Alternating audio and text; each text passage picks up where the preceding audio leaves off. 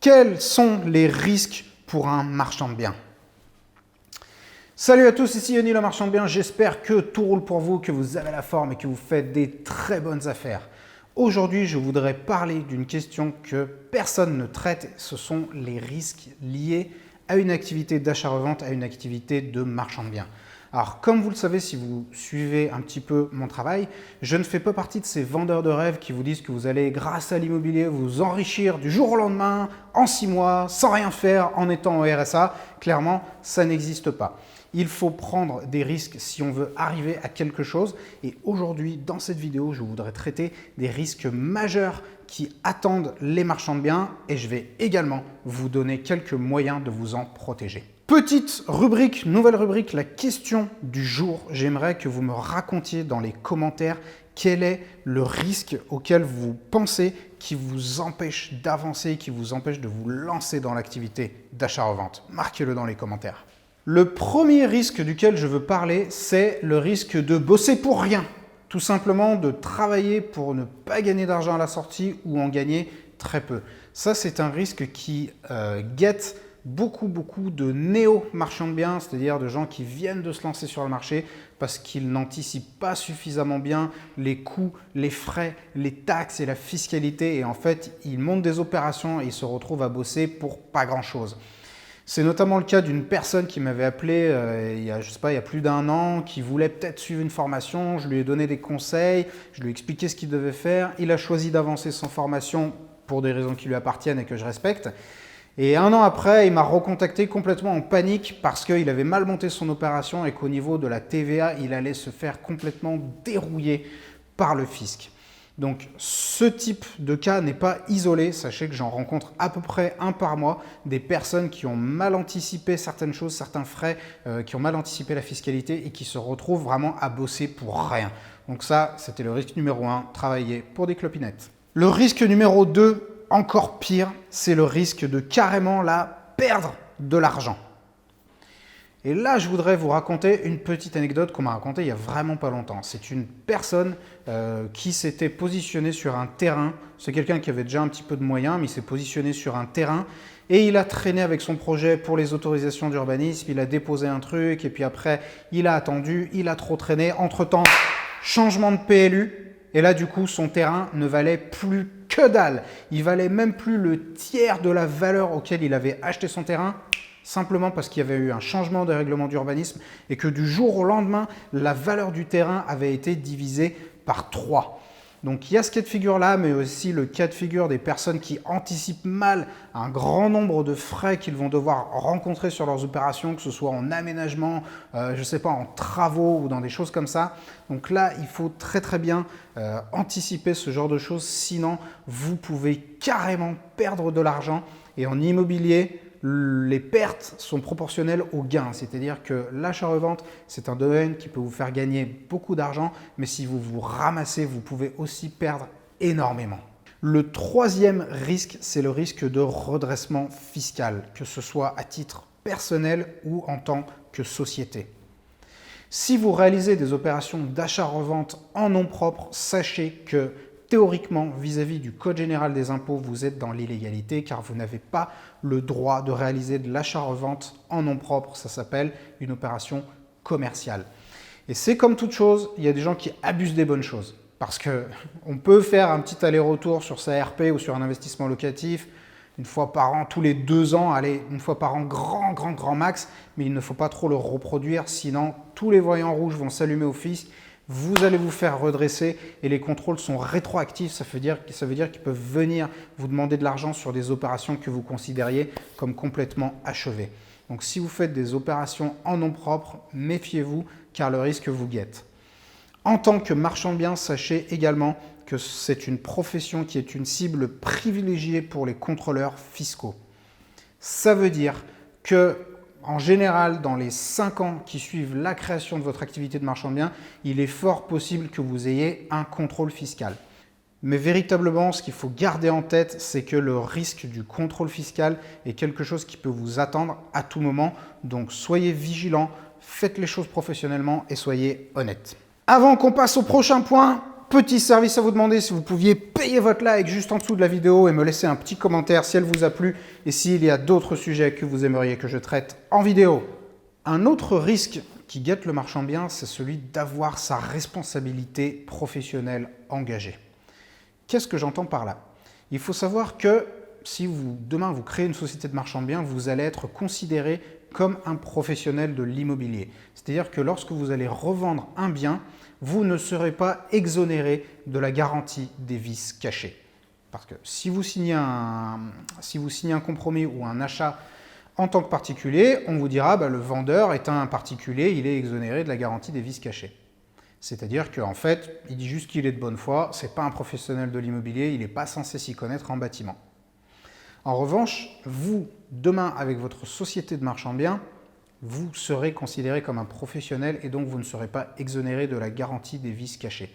Ça veut dire que s'il y a un problème, même que vous n'avez pas vu, vous êtes de bonne foi, mais il y a un problème sur l'habitabilité du bien que vous avez vendu et que vous ne vous en êtes pas rendu compte, mais que votre acquéreur s'en rend compte, eh bien, il peut mettre en cause votre responsabilité en tant que professionnel de l'immobilier. Donc ça, c'est un risque qui guette beaucoup de professionnels. C'est pour ça qu'il faut vraiment s'y connaître en tout et notamment en bâtiment pour ne pas revendre des biens qui est des vices cachés. Le cinquième risque, c'est la prise de risque qui tourne au drame financier. Donc, comme vous le savez, je pense qu'il y a une équation entre risque et gain. Plus vous prenez de risques, plus vous serez rémunéré, c'est clair. Par contre, il y a des prises de risque qui sont carrément inconscientes, inconsidérées. Et là, je voudrais vous parler d'un cas de figure qu'on m'a raconté assez récemment. C'est de l'histoire d'un marchand de biens dans mon secteur qui était très intéressé par une maison qui avait un terrain constructible. Pour se positionner très bien dans le dossier, il a fait une offre sans condition d'urbanisme. C'est-à-dire qu'il a dit, moi j'achète et après je fais mon affaire de la division.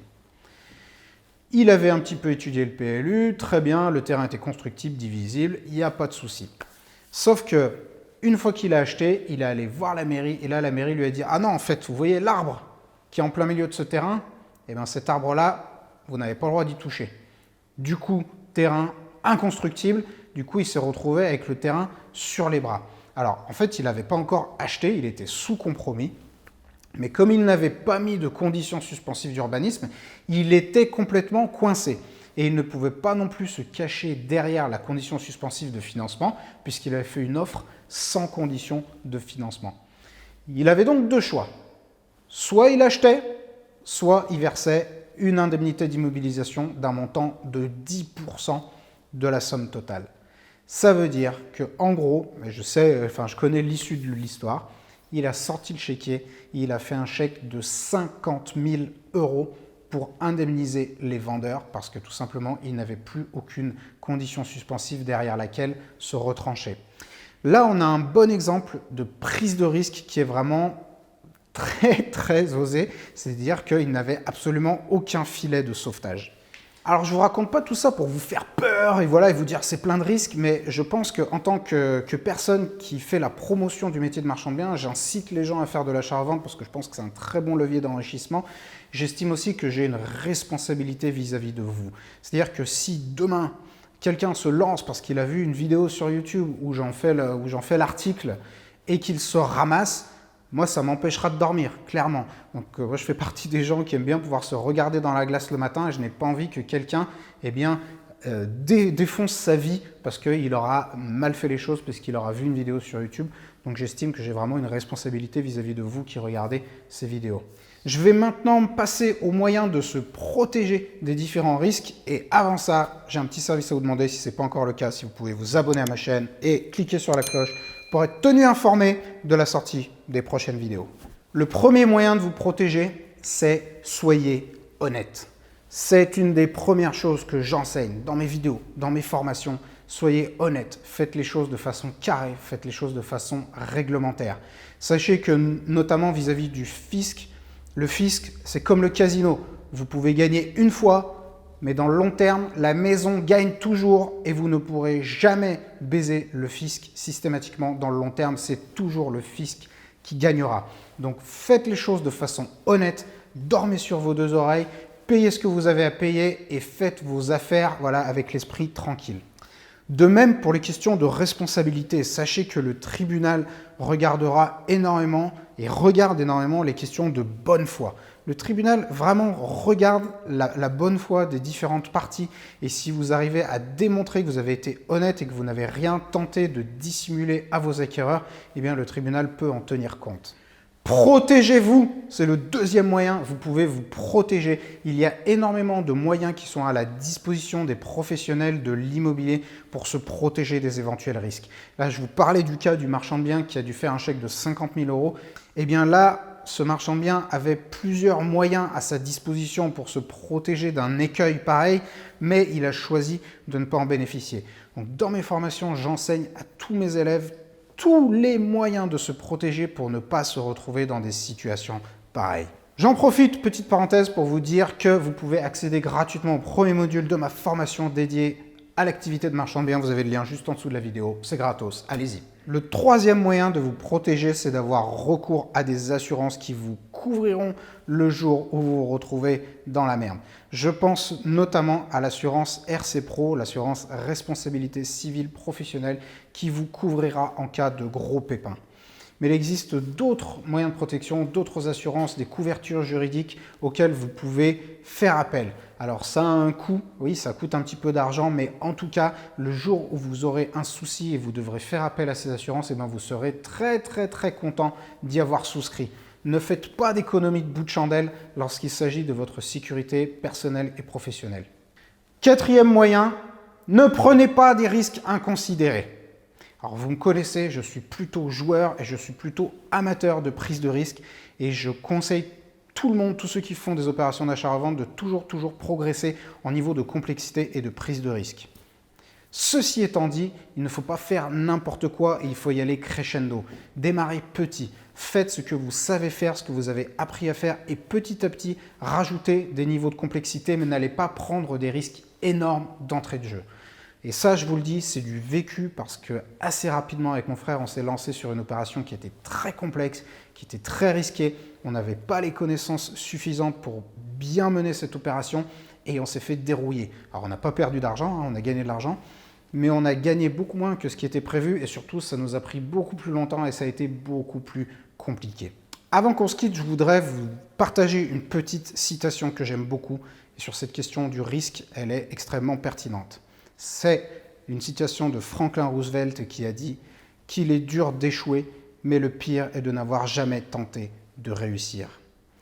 Comme vous le savez, j'incite les gens à prendre des risques parce que sans risque, on n'obtient absolument rien. Et si vous faites les choses comme la majorité des gens, vous finirez comme la majorité des gens, c'est-à-dire avec que dalle, avec une vie médiocre, avec une vie ennuyeuse. Donc oui, il faut prendre des risques si vous voulez avoir plus.